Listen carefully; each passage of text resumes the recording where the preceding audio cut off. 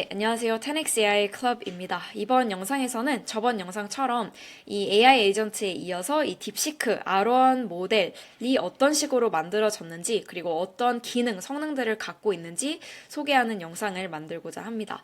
그래서 이거는 조금 더 이 백서에 대해서 사실 제가 개인적으로 좀 많이 궁금해서 이거를 이제 읽어보면서 제가 이해한 부분이랑 좀 소개시켜드리고 싶은 부분들에 대해서 좀 알려드리기 위해서 이 영상을 이제 만들게 되었고요. 저도 이제 전문가가 아니다 보니까 뭐 특정 부분들이 이제 틀릴 수도 있고 제가 제대로 이해를 못한 점도 있다는 거를 좀 어느 정도 감안을 해주시면 너무 감사할 것 같습니다. 네, 그래서 딥시크 R1이라는 게 이제 최근에 나오면서 굉장히 큰 화제가 됐죠. 그래서 지금 이제 중국에서 나온 모델인데 거의 이제 뭐 오픈 AI의 O1 모델이랑 비슷한 성능을 이제 하고 있다라고 말을 하고 실제로 지금 다 무료로 뭐 오픈 소스로 공개가 되어 있다 보니까 저도 개인적으로는 이거를 왜 오픈 AI O1 모델을 돈을 내면서 써야 되는지 잘 모르겠더라고요. 저도 테스트를 해보니까 얘가 굉장히 이제 대답을 잘 해주고 좋은 점들이 좀 몇 가지가 되게 많은 것 같아서 일단 뭐 개발자 입장에서는 이런 오픈소스 모델들이 계속 나오는 것도 너무 감사하고 이런 것들이 계속 나와야 이런 업계에도 계속 빨리 발전이 되다 보니까 저는 개인적으로 좀 굉장히 좋은 것 같습니다. 네, 어쨌든 이것들이 이제 뭔지에 대해서 이제 좀 소개를 드릴 건데요.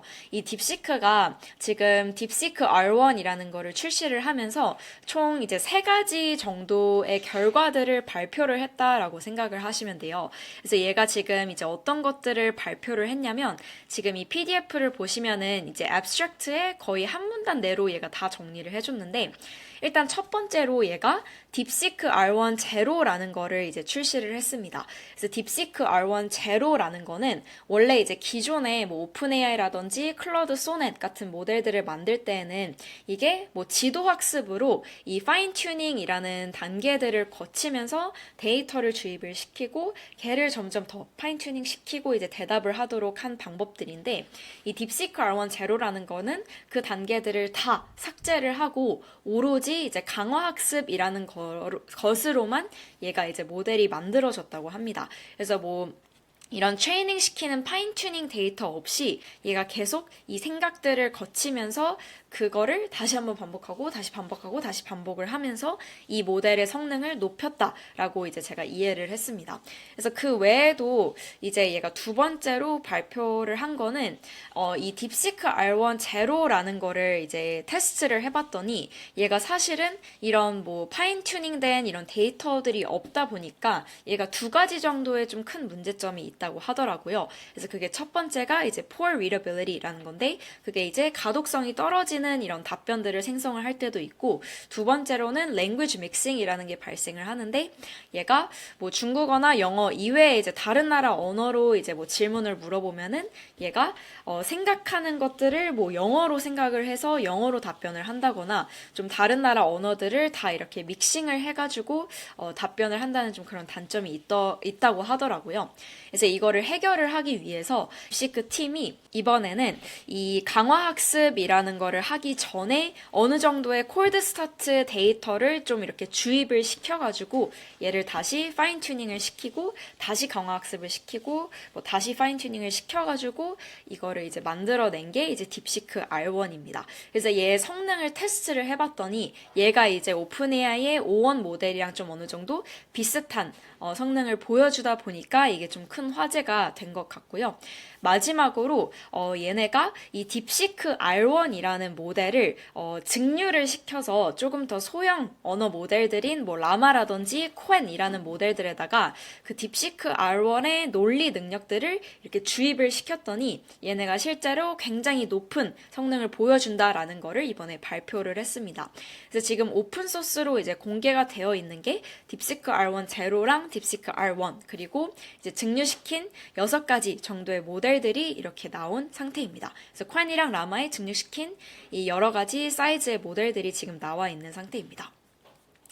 네, 그러면은 이거에 대해서 이제 좀 어떤 배경으로 이거를 만들게 되었는지 이제 설명을 드릴 건데요.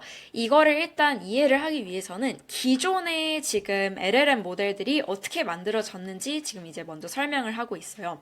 그래서 지금 오픈 AI의 O1의 좀 논리라든지 추론 능력들이 굉장히 뛰어난 상태인데, 그게 현재 뛰어난 상태의 이유를 이제 살펴보면은 이 오픈 AI 측에서 얘가 이제 뭔가의 답변을 생성을 해낼 때 이 chain of thought reasoning process를 굉장히 길게 하도록 냅뒀다고 합니다. 그래서 이 chain of thought라는 거는 제가 AI 에이전트 영상에서도 설명을 드렸는데, 얘는 이제 답변을 생성을 해내기 전에 이 AI가 여러 가지 단계들을 거치면서 생각을 하고 다시 뭐 이전 단계로 돌아가서 생각을 하고 이렇게 답변을 만들어내고 생각을 하는 단계예요. 그래서 이거에 대한 그 길이를 이제 늘리다 보니까 이 O1 모델의 이제 논리 능력이 이제 굉장히 높아졌다라고 하는데요. 얘가 이제 한 가지 단점이 있는 게, 실제로 이 모델을 배포를 하고 나서 이 테스트 타임에서 이 모델을 효과적으로 그리고 효율적으로 이 모델의 성능을 강화시키는, 발전시키는 방법이 아직까지는 뭐 효과적인 게 없다고 합니다. 그래서 이거를 해결을 하기 위해서 이제 지금 업계 내에서 뭐 3가지 정도의 방법들을 이제 고안을 해내고 있다고 하는데, 그 중에서 뭐 첫 번째는 process based reward 모델이고, 얘는 뭐 얘가 이제 생각을 하는 단계들을 거칠 때마다 그 한 단계를 보고 이게 지금 잘 생각을 해내고 있는 건지, 만약에 좋으면은 이거를 reward를 보상을 주고, 그 다음 단계로 가서 얘가 좋으면은 보상을 주고, 이런 거를 이제 process based reward 모델이라고 하고, 그래서 그거에 대한 방법도 하나 있고요. 뭐 reinforcement learning은 이제 강화학습을 뜻하고, 그리고 세 번째로는 이제 몬테칼로 트리 서치라는 뭐 검색 알고리즘을 뭐 시도를 해보고 있다라고 하는데, 이거는 이제 구글의 알파고 팀이 이제 선택을 했던 그런 검색 방법입니다. 그래서 이거를 토대로 뭐 LLM에도 도입시킬 수 있을까, 이거에 대해서 이제 여러 가지를 다 이제 시도를 해봤는데, 근데 이 중에서 그 O1 시리즈 모델의 성능에 부합하는 결과가 그렇게 좋지는 않아가지고 이 딥시크 팀이 이제 새로운 방법을 좀 도입을 해봤다고 합니다. 그래서 그게 바로 이제 아무런 그 SFT, 파인 튜닝 데이터 없이 그냥 오로지 이 reinforcement learning을 토대로 이 LLM 모델의 성능을 발전을 시켰다라는 거를 해봤다고 하는데요. 그게 이제 supervised, 지도를 해주는 아무런 데이터 없이 그냥 자기 스스로 계속 진화를 하면서 생각을 하도록 만들어낸 모델이라고 합니다. 그래서 이 딥시크 R1 제로라는 거를 만들 때 처음에 이전에 이제 딥시크 V3라는 모델이 이제 이미 나온 상태예요. 그래서 얘를 베이스 모델로 사용을 해가지고 여기다가 이 GRPU라는 이 강화 학습 프레임워크를 사용을 해가지고 얘의 논리, 실력을 이제 향상을 시켰다고 합니다. 그래서 얘의 성능들 뭐 벤치마크를 살펴보면은 이제 AM이라는 뭐 수학 문제들 같은 것들이 있는데, 얘를 15.6%에서 71%까지도 이제 향상을 시켰고, 뭐 majority voting이라는 거를 했을 때 이거를 86.7%까지 끌어올릴 수 있는 그런 결과물들을 이제 보여줬다고 합니다. 잠깐 그냥 majority voting에 대해서 설명을 드리자면, 이거는 이제 뭔가 수학 문제를 풀 때 뭐 2 더하기 2는 4잖아요. 그래서 LLM이 이걸 이제 여러 번 다시 이 문제를 풀어보는 거예요. 그래서 뭐 답변이 4, 4, 5, 3, 4, 4 뭐 이런 식으로 나오면은 가장 많이 나온 답변이 이제 4이다 보니까 이 답변은 4이구나 라고 생각을 하게 되는 그런 방법입니다. 그래서 이거를 이제 실행을 시켰을 때 이 점수가 조금 더 높아진다라는 거를 이제 보여줬습니다. 그래서 뭐 이 딥시크 R1 제로라는 거를 만들었는데, 제가 아까 말씀드린 그 2가지 단점인 poor readability, 가독성 떨어지는 거랑 그리고 language mixing이라는 단점이 있다 보니까 이거를 해결을 하기 위해서 이제 딥시크 R1이라는 거를 만들게 되었고요.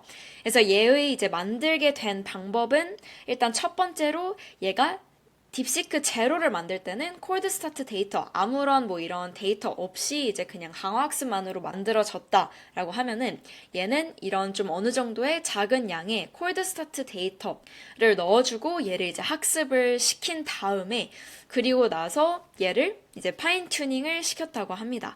얘를 이제 처음에 만들 때는 이 딥시크 V3 베이스 모델에다가 이 여러 가지 콜드 스타트 데이터를 파인 튜닝을 시키고 그러고 나서 이 딥시크 R1 제로를 만들었던 방법처럼 얘가 이제 이 Reasoning Oriented RL, 그래서 강화학습을 시켰다고 합니다. 이 단계를 거친 다음에 얘네가 이 새로운 SFT 데이터를 한 번 더 주입을 시켰다고 해요. 그래서 이거는 이따가 좀 더 자세히 설명을 드릴 건데 어쨌든 한 번 더 SFT 단계를 거치고 그러고 나서 다시 강화학습이라는 거를 거쳐서 얘가 모든 상황에 있어서 좀 프롬프트를 잘 작성을 할 수 있도록 얘를 조금 더 강화학습을 시켰다고 합니다.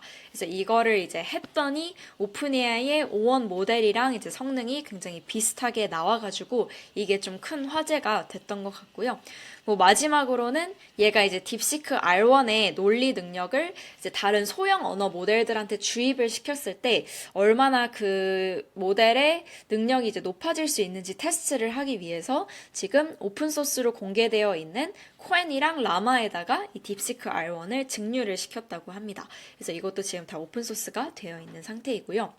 이제 실제로 본격적으로 이 단계들, 방법들이 뭔지에 대해서 좀 설명을 드릴 건데 딥시크 팀에서 어쨌든 이 AI 커뮤니티 그리고 생태계한테 기여를 한 게 이제 몇 가지 있기는 해요. 그래서 그게 바로 이제 방금 설명드린 그 이제 베이스 모델에다가 오로지 이제 강화학습을 시켰을 때 그 성능도 높아진다라는 거를 좀 보여줬고 뭐 두 번째로는 이런 이제 굉장히 좋은 이 논리 능력을 갖고 있는 큰 모델들을 작은 소형 언어 모델들한테 증류를 시키면은 이것도 훨씬 더 성능이 높은 애들을 효과적으로 이제 만들 수 있다라는 거를 이제 보여줬습니다. 그래서 퀸이랑 라마 3한테 이거를 이제 했더니 그 벤치마크 점수들이 굉장히 좋게 나왔기 때문에 이것도 이제 좀 큰 기여를 했다라고 이제 보고 있고요.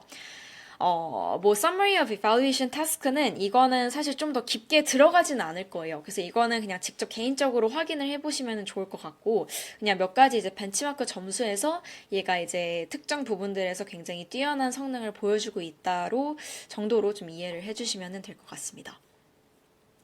네, 그래서 이제 본격적으로 얘가 이제 어떻게 만들어졌는지에 대해서 좀 설명을 드릴 건데요. 이 딥시크 R1 제로라는 것부터 좀 소개를 드리겠습니다. 그래서 딥시크 R1 제로는 제가 계속 설명을 드린 것처럼 이 베이스 모델에다가 reinforcement learning이라는 것만 지금 이제 학습을 시켜놓은 상태인데 이 reinforcement learning을 시킬 때 이 강화학습 프레임워크를 이제 GRPO라는 거를 사용을 했다고 합니다. 그래서 Group Relative Policy Optimization이라는 거를 사용을 했는데 이거에 대해서 조금 더 깊게 들어가서 좀 간단하게 설명을 드리고 싶어서 제가 따로 이제 준비한 자료가 있는데요. 그 강화학습 프레임워크를 이 Group Relative Policy Optimization이라는 거를 사용을 했다라고 하는데요. 얘가 이제 기존의 이제 일반적인 강화학습 프레임워크랑 좀 다른 부분이 이제 어떤 게 있냐면 이제 일반적인 강화학습에서는 이 크리틱 모델이라는 거를 이제 다른 이제 뉴럴 네트워크를 하나 더 이제 사용을 하는데 얘가 이제 뭐냐면 뭐 이 AI가 특정 답변들을 생성을 해냈을 때 뭐 좋은지 나쁜지 그거를 측정을 해주는 그런 함수인데 얘를 이제 생략을 하고 아예 이 AI가 여러 가지 답변들을 이제 생성을 해냈을 때 그 여러 가지 답변들을 그룹화 시켜서 그 그룹 내에 답변들을 서로 이렇게 비교를 하면서 그 답변들 중에서 좋은 것들, 그 보상값들로부터 좋은 애들을 뭐 평균값을 구하고 이걸 토대로 이제 기준점을 측정을 해가지고 이런 크리틱 모델 없이 그냥 조금 더 효율적으로 값싸게 학습을 시키기 위해서 이 방법을 이제 채택을 했다고 합니다. 그래서 이 수식이 이제 있는데요. 그래서 이거의 목표는 이런 이전 버전의 모델들이 이제 출력한 답변들을 샘플링을 해가지고 그 중에서 이제 뭐 좋은 답변들이 있으면은 그거를 토대로 이제 새로운 버전의 모델을 만드는 게 이제 목표입니다. 그래서 이 수식에 대해서 좀 설명을 드리자면 지금 이 PQ라는 부분은 이 PQ라는 이전 모델의 데이터셋에서 이 특정 질문인 Q라는 거를 이제 가져온다는 거를 뜻하고요. 이제 여기서는 그 이전 버전, 그러니까 업데이트가 되기 전 이전 버전의 모델들이 그 특정 질문에 대해서 내뱉은 아웃풋들, 결과물들을 지금 가져온다는 뜻입니다. 그래서 이 전체 아웃풋 중에서 그 중에서 이제 출력 그룹인 O1부터 O2, 뭐 OG까지의 답변들을 이제 샘플링을 한다는 거를 뜻하고요. 이거를 이제 샘플링을 했을 때 그 중에서 좋은 답변들을 위주로 이제 새로운 버전의 이 모델을 업데이트를 한다라는 거를 뜻합니다. 그래서 이 수식이 이거를 이제 뜻하고요. 본격적으로 이제 이런 수식을 토대로 얘가 이제 optimization이라는 거를 하게 되는데요. 얘가 이제 총 지금 뭐 이 부분이 하나 있고 클립이라는 부분이 있고 뭐 BDKL이라는 부분이 있는데요. 이거에 대해서 좀 하나씩 설명을 드리도록 하겠습니다. 일단 첫 번째로 이 policy ratio term이라는 거는 뭐냐면 이 식은 이제 이 새로운 정책, 즉 업데이트가 된 새로운 이 강화학습 단계를 거친 새로운 버전의 모델이 이제 주어진 출력인 OI라는 이 특정 아웃풋에 대해서 그 이전 버전 모델이 답변을 해낸 그 결과물이랑 얼마나 다른지를 측정을 하는 그런 수식이에요. 그래서 만약에 이거에 대한 비율이 1보다 크면은 이 새로운 정책이 만들어낸 출력을 이걸 위주로 이제 대답을 할 수 있도록 더 많은 확률을 할당을 해준다라는 뜻이고요.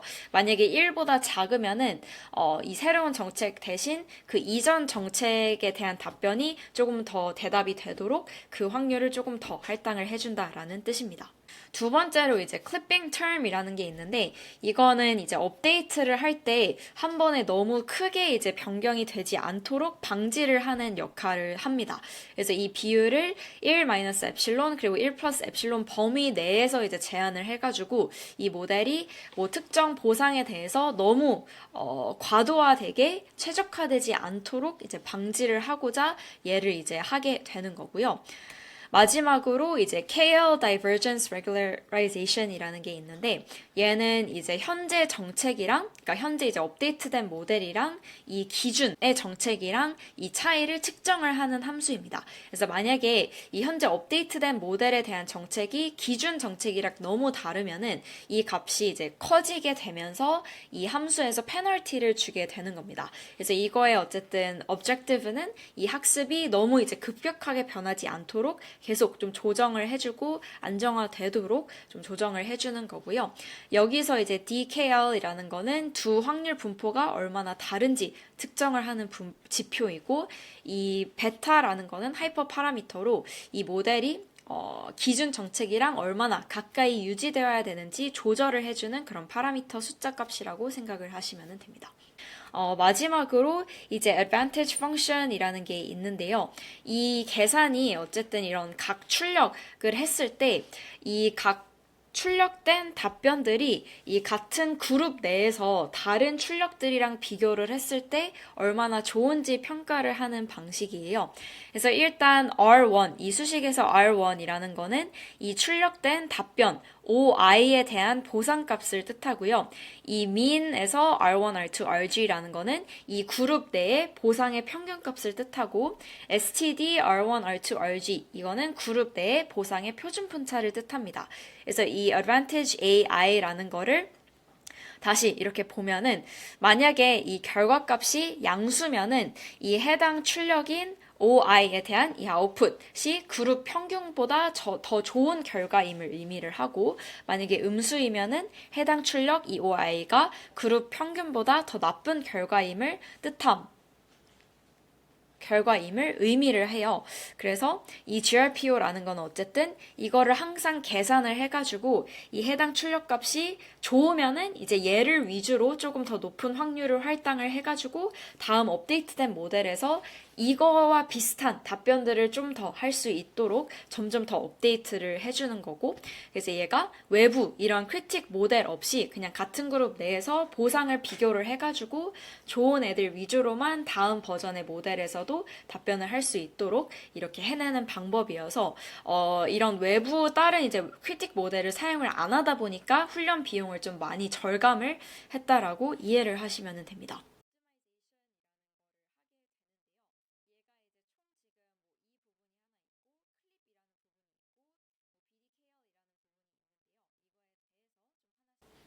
그래서 다시 한번 요약을 드리자면 이 하나의 응답을 개별적으로 다 외부 크리틱 모델을 사용을 해서 얘가 좋은 답변인지 나쁜 답변인지 평가를 하는 대신에 여러 개의 응답들을 그냥 그룹으로 묶어서 비교를 하고 순위를 매기는 그런 알고리즘이고요. 이 모델은 이제 더 좋은 응답의 확률을 계속 증가를 시키면서도 너무 이제 급격하게 변화가 되지 않도록 방지를 해주는 그런 프레임워크입니다. 그래서 새로운 정책이 기준 정책이랑 크게 벗어나지 않도록 유지를 해서 안정성을 보장을 해주는 그런 프레임워크이고요. 네, 별도의 크리틱 모델이 없다 보니까 훈련 비용을 절감을 할 수 있다는 그런 이점이 있습니다. 그래서 일반 광학습보다 이 GRPO를 사용을 하는 이유는 일단 더 빠른 훈련이 가능하게 되고요. 그래서 외부 크리틱 모델이 없다 보니까 이 훨씬 효율적으로 얘를 이제 트레이닝을 시킬 수가 있고 이 안정적인 업데이트도 이 클리핑이라는 아까 수식을 토대로 얘가 극단적인 업데이트를 하지 않도록 방지를 해줄 수가 있고요. 이제 더 나은 제어도 이제 할 수 있으면서 뭐 기준 정책에서 너무 멀어지도록 하는 거를 방지를 할 수 있는 그런 프레임워크입니다. 그래서 딥시크 R1 제로가 얘를 토대로 이제 만들어졌다라고 이해를 하시면 좋을 것 같고요. 이제 얘를 토대로 강화학습을 계속 이제 시킬 때 얘도 어느 정도는 이제 보상 모델이라는 게 있기는 했어요. 그래서 얘가 이제 두 가지의 리워드를 사용을 했다라고 하는데 첫 번째가 accuracy rewards고 얘가 이제 실제로 답변들 뭐 특히나 이제 수학 문제 같은 거를 풀었을 때 얘를 이제 rule-based verification of correctness라는 거를 사용을 했다라고 하는데 rule-based는 얘가 확실하게 뭐 출력된 답변들이 뭐 주관적인 답변들이 아니다 보니까 그냥 얘가 바로 틀렸는지 맞았는지 알려줄 수가 있잖아요. 그래서 그 rule-based verification을 토대로 얘가 맞는 답변인지 틀린 답변인지 이렇게 보상을 했다라고 하고 이제 format reward라는 것도 했는데 얘가 항상 이 특정 일관된 형식 내로만 답변을 할 수 있도록 얘를 이제 모델링 했다고 합니다. 그래서 이 think랑 이 think라는 태그 내에서 답변을 한 애들 위주로만 얘가 계속 학습을 시켰다고 해요. 그래서 이런 포맷이 있어야 얘도 이제 일관적으로 좀 답변을 할 수 있다 보니까 이런 리워드 모델들을 이제 만들어낸 것 같고요. 이제 뭐 트레이닝 템플릿은 네, 테이블 1처럼 좀 이런 태그 내에서 얘가 답변을 할 수 있도록 했다고 합니다. 그래서 항상 이 리즈닝 프로세스 그 추론하는 그 과정이랑 그 답변들이 항상 이 think라는 태그랑 answer 태그 내로만 이제 답변들이 들어오도록 했다고 합니다. 네, 그리고 이제 신기한 거는 이 딥시크 R1 제로라는 게 그 self evolution process라는 거를 하는데 얘가 이제 오로지 강화학습만으로만 이제 만들어졌다 보니까 되게 신기한 거는 얘가 이제 실제로 답변들을 만들어내고 생각을 할 때 어떤 식으로 얘가 스스로 진화를 하고 있는지 좀 자세하게 뜯어보면서 모니터링을 할 수 있다라고 이렇게 말을 하더라고요. 그래서 그 중에서 좀 되게 신기했다라고 하는 거는 얘가 이런 답변들을 생성을 할 때 이 reflection이라는 거를 굉장히 많이 하는데 reflection이라는 거는 얘가 이제 처음에 답변들을 생성을 하기 위해서 뭐 이 단계들을 거치고 이 단계들을 거쳐야겠다라고 하고 단계별로 이제 답변을 생성을 하다가 다시 한번 이전 단계로 돌아가서 얘가 이게 지금 맞는 답변인가? 라고 이렇게 생각을 하고 다시 답변을 수정을 해내는 그런 거를 이제 reflection이라고 해요. 그래서 이거를 실시간으로 계속 얘가 이전 생각도 하면서 현재 생각도 하고 더 나은 이제 답변들을 생성을 하기 위해서 얘가 스스로 답변들을 업그레이드를 하다 보니까 이게 이제 굉장히 놀라웠다라고 합니다. 그래서 실제로 딥시크를 지금 이제 대화를 해보면은 사실 제가 되게 놀랐어요. 어제 테스트를 해보면서 얘가 정말 똑똑하게 지금 생각을 하고 있구나라는 거를 볼 수가 있는데 제가 뭐 예를 들어서 얘한테 지금 물어본 게 나는 지금 뭐 일주일 동안 생산성 챌린지를 하고 싶은데 내가 뭐 거의 1조 아이디어인 스타트업을 하나 만들고 싶어서 이거를 하기 위해서 뭐 어떤 것들을 날짜별로 하면 될까라는 거를 물어봤어요. 그럼 얘가 이제 생각을 이제 이렇게 하기 시작합니다. 그래, 나는 지금 이제 일주일 동안의 생산성 챌린지를 만들어 줘야 되는데, 일단 뭐 사용자가 뭘 원하는지 한번 생각을 해보자 라고 하고, 뭐 첫째 날, 둘째 날, 셋째 날, 뭐 이런 식으로 다 이렇게 해야 되는 거에 대해서 생각을 하고 있습니다. 그래서 뭐 이렇게 생각을 하다가 얘가 갑자기 뭐 이렇게 얘기를 해요. 그래서 이게 굉장히 신기했는데, Wait, but is each day's task manageable within a day? 라고 이렇게 물어보는데 얘가 이제 방금 제가 설명드린 이 reflection이라는 거를 하고 있는 겁니다. 그래서 다시 한번 돌아가서 내가 지금 일단 날마다 얘가 해야 되는 거를 나열을 해놓긴 했는데 이게 과연 하루 안에 이 사람이 할 수 있을까? 라고 이렇게 다시 한번 자기 스스로한테 질문을 날리는 거예요. 그래서 뭐 예를 들어서 첫 번째 날에 대한 뭐 태스크들은 좀 할 수 있을 것 같은데 두 번째 날에 내가 만들어낸 답변들은 얘가 좀 어느 정도 어려워할 것 같아. 그러면 내가 다시 좀 답변들을 업데이트를 해야겠다라고 하고 얘가 실제로 업데이트를 이렇게 합니다. 그래서 얘가 실시간으로 어떤 생각들을 거치고 있는지 이렇게 살펴볼 수가 있어요. 그래서 그게 너무 재밌더라고요. 그래서 사람이 진짜 뭔가 생각을 하고 혼잣말을 하는 것처럼 얘도 이렇게 혼잣말을 하면서 답변들을 업데이트를 하다 보니까 그 부분이 되게 좀 재밌었던 것 같습니다. 그리고 실제로 이렇게 만들어내는 답변들도 왜 얘가 이렇게 답변을 해냈는지 알 수도 있고 훨씬 더 높은 퀄리티의 답변을 받을 수 있다 보니까 이런 것들이 되게 좀 신기했던 것 같아요. 그래서 이런 것들이 이제 할 수 있다라고 이렇게 알려주고 있고 이제 딥시크 R1 제로 모델도 아하 모멘트라는 거를 자기 스스로 이렇게 알려준다고 해요. 그래서 아하 모멘트라는 거는 얘가 이제 생각을 하다가 다시 한번 그 첫 번째로 얘가 생각을 했던 initial approach 그 방법을 다시 한번 생각을 하면서 이거는 맞는 건가? 틀린 건가? 라고 한번 생각을 하고, 이거는 맞는 것 같아. 라고 하는 걸 이제 아하 모멘트라고 하거든요. 그게 이제 지도학습 같은 거를 할 때는 얘가 어떤 식으로 답변을 해야 되는지 계속 파인 튜닝을 시키고 알려주는 건데, 강화학습은 얘가 그냥 알아서 하고, 그냥 몇 가지 정도의 좋은 그냥 인센티브만 주면은 얘가 스스로 이제 생각을 하고 답변을 해낸다는 거잖아요.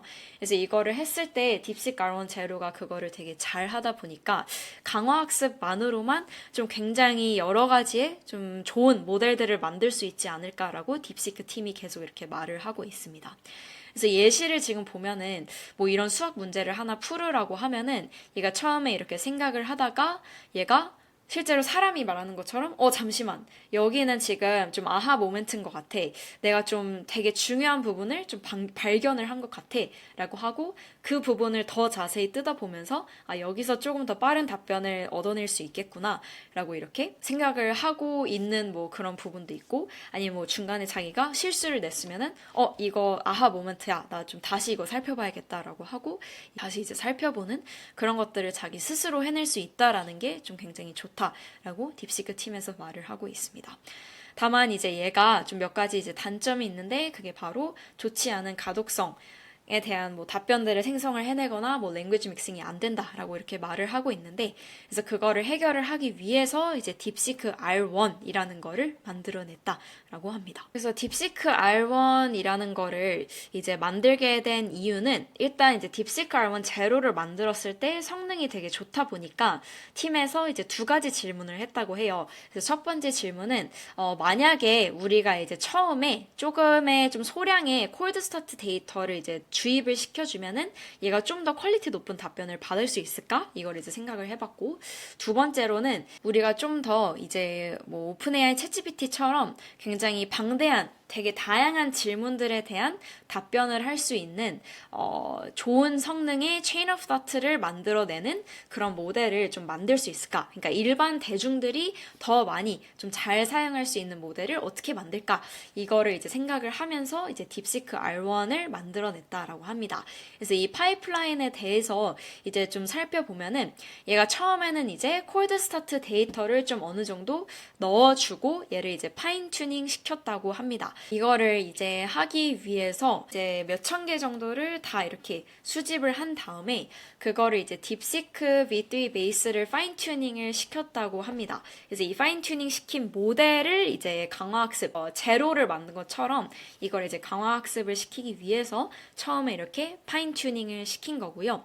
이제 처음에 이런 콜드 스타트 데이터를 이제 좀 몇 가지를 넣으면은 이 딥시크 팀에서 이 두 가지 정도의 장점이 있다고 했어요. 그래서 첫 번째로는 이 readability, 가독성이라는 게 이제 뛰어나진다고 합니다. 딥시크 R1 제로가 답변을 생성을 할 때, 뭐, 다 여러 가지의 언어들을 이렇게 다 섞거나 아니면은 그 포매팅이 좀 잘못돼서 좀 읽기 어렵다라는 그런 답변들을 이제 생성을 해냈는데, 콜드 스타트 데이터 데이터를 사용을 했을 때 좀 사용자들이 좀 더 잘 이해를 할 수 있는 그 패턴을 하나 만들어냈다고 합니다. 이제 모든 답변들에 있어서 이 생각하는 reasoning process라는 거를 이렇게 보여주고, 그리고 마지막에 그거를 요약을 해주는 썸머리까지 좀 같이 포함을 시켜서 항상 이 포맷으로 얘가 답변을 하도록 디자인을 했다고 합니다.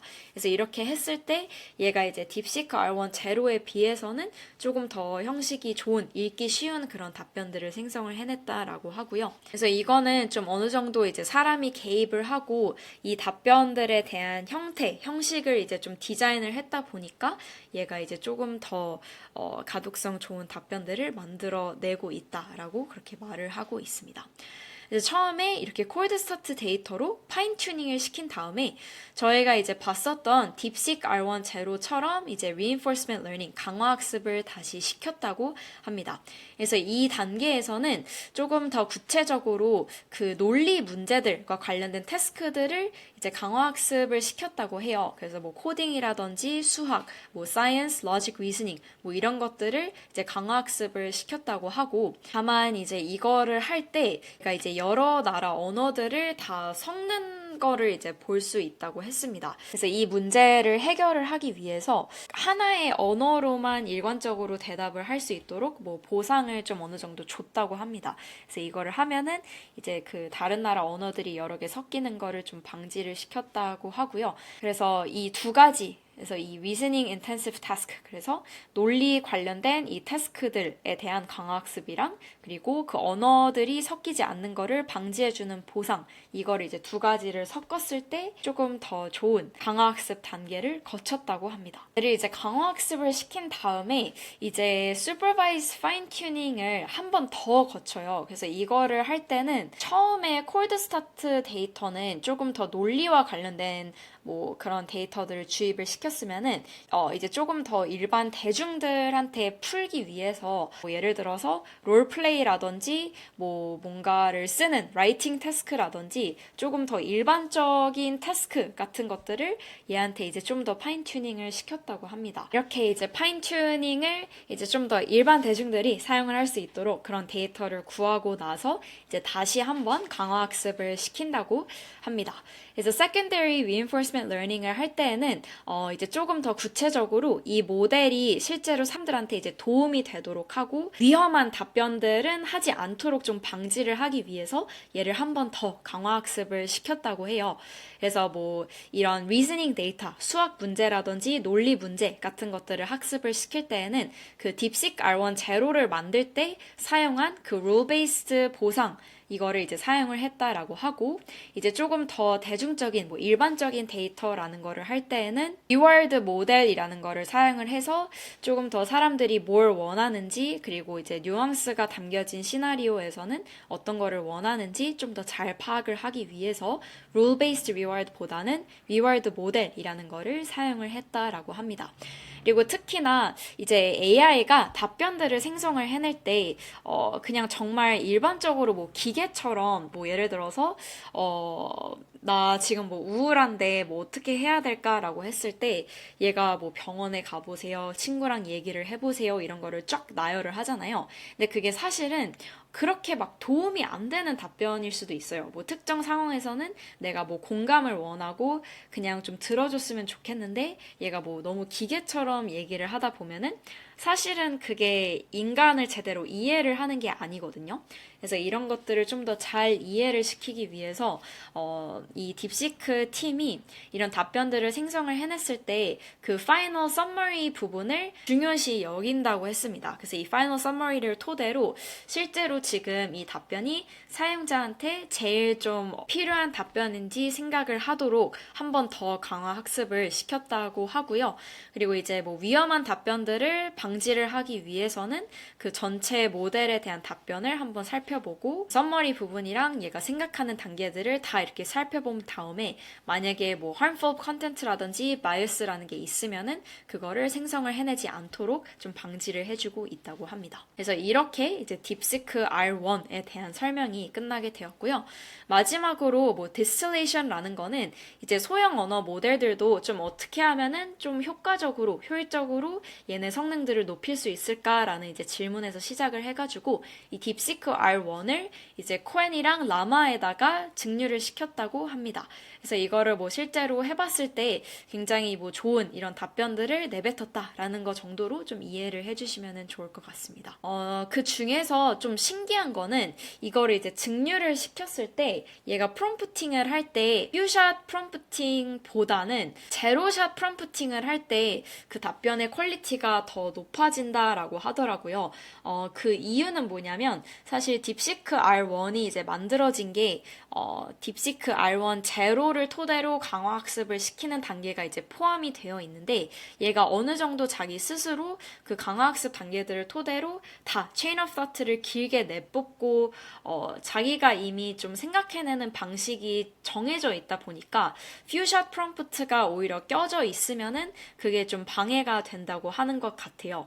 그래서 간단하게 좀 설명을 드리자면 뭐 MMLU라든지 MMLU Pro 그리고 GPQA Diamond 이런 것들은 그 Education Oriented Knowledge Benchmark라고 해서 특히나 뭐 과학이나 수학 이런 거 관련된 질문들을 물어봤을 때 굉장히 이제 잘 답변을 한다라고 이해를 하시면 되고요. 그 외에도 이제 Frames라는 것도 이제 굉장히 잘 대답을 해주고 있는데 특정 문서를 이제 뭐 업로드를 하고 그거에 대해서 뭐 질문과 답변을 할 때 얘가 정말 뭐 document analysis 분석을 굉장히 잘 해주고 있다라는 거를 보여주고 있다고 합니다. 그 외에도 이제 뭐 글 쓰는 거라든지 조금 더 오픈 도메인 여러 가지 이제 질문들을 물어봤을 때 얘가 대답을 잘 해주는 것도 살펴볼 수 있다고 합니다.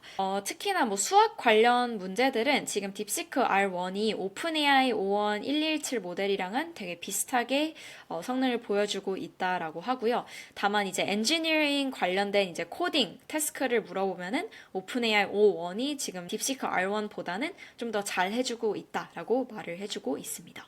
이제 뭐 증류시킨 모델들을 살펴보면은 얘네가 이제 뭐 기존 이런 모델들이고 GPT-4o, Claude, OpenAI O1 Mini 그리고 Qwen 모델들이 있는데 얘네를 이제 증류시킨 모델들을 같이 비교를 해보면 얘네가 이런 여러 가지 벤치마크에서 굉장히 높은 점수랑 성능들을 보여주고 있다라는 거를 좀 확인을 해보실 수가 있습니다. 마지막으로 이 딥시크 팀이 좀 궁금했던 점은 뭐냐면 이제 증류시키는 거랑 강화학습 시키는 거를 이제 비교를 했을 때 우리가 좀 이제 증류시킨 모델들이 굉장히 이제 높은 점수를 보여주는 거는 이제 확인을 해봤는데 이 증류시키는 거 말고 오로지 이제 강화학습만으로만 좀 좋은 성능을 보여줄 수 있을까라는 거에 대해서 계속 좀 살펴본 것 같아요. 그래서 이거를 테스트를 하기 위해서 얘네가 이제 Qwen 이 모델에다가 많은 스케일의 강화학습을 시켰다고 합니다. 그래서 이게 지금 세 가지를 비교를 하고 있는데 원래 기존 모델이랑 그리고 딥시크 R1 제로 즉 강화학습만을 시킨 Qwen 모델이랑 그리고 증류시킨 모델을 한번 비교를 해봤어요. 근데 지금 결과물들을 보면은 강화학습만을 시킨 것보다는 증류를 시켰을 때 얘가 조금 더 높은 점수를 보여주고 있는 거를 확인을 해보실 수 있습니다. 그래서 딥시크 팀이 이걸 토대로 이제 두 가지 결론들을 내렸는데 만약에 좀 이제 성능이 굉장히 높은 소형 언어 모델을 갖고 싶으면은 직접 이런 강화학습 단계들을 거쳐서 얘를 학습시키는 것보다는 그냥 바로 증류시키는 게 훨씬 더 값싸고 효과적이라고 이제 말을 하고 있고요. 두 번째로는 일단 이 증류시키는 게 사실은 뭐 이런 이미 존재하고 있는 뭐 논리 추론 능력들을 소형 언어 모델에다가 주입을 시키는 거이다 보니까 이미 존재하고 있는 정보에 대해서는 뭐 효과적으로 최적화를 시킬 수가 있는데 더 AGI 단계로 넘어가고 훨씬 더 사람처럼 생각하는 그런 모델들을 만들기 위해서는 아직까지는 증류만으로는 해결을 할 수가 없고 좀 더 강력한 이 베이스 모델들, 그래서 뭐 오픈AI O1이라든지 클로드라든지 큰 스케일의 강화학습이 필요할 수도 있다라고 이렇게 말을 하고 있습니다. 뭐 마지막으로는 이 딥시크 팀이 사실 여러 가지 방법들을 다 좀 해봤다고 해요. 그래서 강화학습뿐만 아니라 뭐 PRM이라든지 그 Monte Carlo Tree Search 그리고 뭐 다른 것들을 다 해봤는데 그게 이제 여러 가지 제한점들이 있다 보니까 결국에는 이제 강화학습만을 해보는 걸로 이제 테스트를 해봤다고 하는데 뭐 간단하게 좀 설명을 드리자면 PRM이라는 거는 제가 완전 앞에서 잠깐 설명을 드렸는데 이게 단계별로 지금 얘가 잘 생각을 하고 있는지 보상을 이제 주는 그런 모델인데 그게 이제 안 좋은 점은 뭐냐면은 얘가 결국에는 이 베이스 모델이 리워드 해킹이라는 거를 한다고 합니다. 그래서 이거의 뜻은 좀 최적화된 답변을 얻기 위해서 뭐 옳은 답변이 아니더라도 뭐 답변을 길게 내뿜는다거나 그 보상에 맞게끔 답변을 맞춰간다라는 거를 이제 리워드 해킹이라고 해서 얘가 실제로 막 처음부터 온전히 얘 스스로 생각을 해서 답변을 내뱉는 게 아니라 그 보상에 맞춰서 대답을 하는 거다 보니까 얘가 좀 안 좋은 점이 있다라고 하더라고요. 그리고 이제 또 안 좋은 점은 너무 많은 리소스를 이제 잡아먹다 보니까 이 방법은 이제 채택을 하지 않았다라고 하고 두 번째로 뭐 MCTS라는 거는 이제 알파고 팀이 만든 검색 알고리즘인데 얘는 사실 뭐 체스 게임을 할 때는 이미 이제 정해진 답이 있고 얘가 어느 플레이를 해야 뭐 이기는 게 좀 명확한데 LLM 모델 같은 경우에는 얘가 뭐 토큰을 생성을 해내는 것도 다 항상 다르고 답변들도 주관적인 경우도 되게 많다 보니까 이 모델은 좀 사용을 하기가 적합하지 않다라고 좀 간단하게 이렇게 말을 해주고 있습니다. 이제 드디어 결론 부분으로 이렇게 넘어오게 됐는데요. 세 가지 정도를 얘가 이제 이번에 발표를 했고 이제 딥시크 R1을 추가적으로 이제 더 발전을 시키고 학습을 시킬 건데 일단 뭐 여러 가지 제한점들에 대해서 얘가 나열을 해주고 있어요. 그래서 뭐 딥시크 R1은 딥시크 V3에 비해서는 뭐 펑션 컬링이라든지 뭐 롤플레이 같은 거라든지 아니면 제이슨 아웃풋 같은 것들을 잘 못 만들어내고 있다라고 하고요. 랭귀지 믹싱 이슈가 아직까지는 좀 존재를 하고 있다고 합니다. 그리고 마지막으로 프롬프트 엔지니어링 부분들도 오히려 퓨샵 프롬프팅은 얘의 성능을 이제 낮출 수 있다 보니까 그래서 사용자들이 이 딥시크 R1을 사용을 할 때에는 제로샷 프롬프팅을 사용을 해라라고 지금 추천을 해주고 있습니다. 마지막으로 뭐 코딩 태스크, 소프트웨어 엔지니어링 태스크도 얘가 아직은 좀 잘 해주고 있지는 않아서 그것도 이제 좀 참고를 해달라라고 이렇게 말을 해주면서 이 논문이 이렇게 끝이 났습니다. 그래서 굉장히 오랜 시간 동안 지금 논문을 같이 좀 뜯어봤는데요. 어느 정도 이해가 좀 되셨을지 모르겠네요. 되게 긴 영상인데 길어도 제가 한 번은 좀 그래도 샅샅이 좀 이렇게 살펴보고 싶었기 때문에 이런 영상을 좀 만들게 되었고 이 딥시크가 나오게 되면서 어쨌든 뭐 오픈 AI 그리고 미국이랑 중국 간의 이런 대결 구조가 점점 더 만들어지고 있는데 사실 뭐 스타트업이라든지 일반 개발자 입장에서는 이런 모델들이 점점 더 나와야 저희도 이제 값싸게 트레이닝을 시키고 이런 모델들을 더 많이 다양하게 사용을 할 수 있다 보니까 저는 좀 긍정적으로 바라보고 있는 편입니다. 굉장히 긴 영상이었지만 여기까지 만약에 오셨다면은 정말 고생 많으셨고요. 조금이나마 제가 좀 도움이 되고 싶어서 이런 영상을 이번에 좀 만들게 되었습니다. 그래서 오늘도 시청을 해주셔서 너무 감사하고 네, 만약에 좋으셨다면 구독과 좋아요까지 부탁드리겠습니다. 네, 오늘도 감사했습니다.